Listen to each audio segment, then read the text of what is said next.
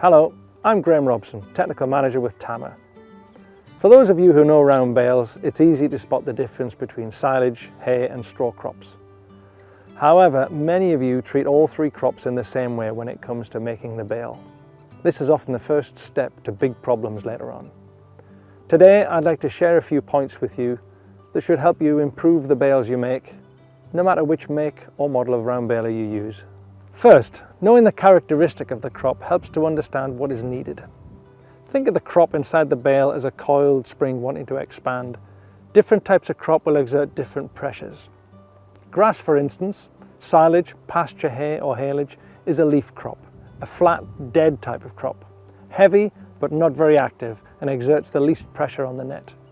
Typically, 2 to 3 wraps of net on a bale of grass is sufficient to keep it secure.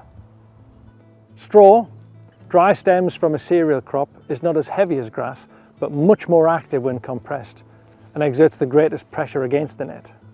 The drier or shorter the straw, the greater the pressure pushing out against the net.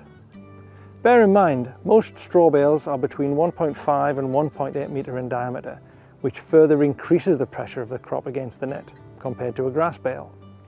This is why straw or cereal hay bales need at least 3 turns and sometimes 4 turns of net to hold the bale secure.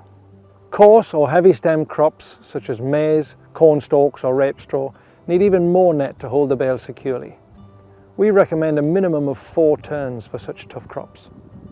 Next, we should be sure that the baler is delivering the correct amount of net to the bale as intended. The number of wraps set on the monitor is an indication of the amount of net you hope to put on the bale, but sometimes this may vary.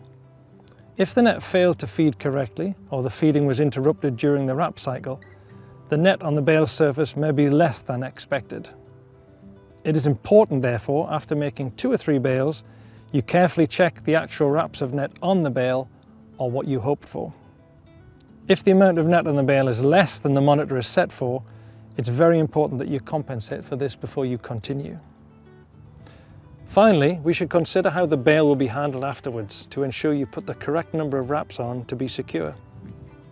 Bales that are handled many times between the field and farm, or more if transported off-site or being sold, may need an extra wrap of net to ensure they withhold this extra handling.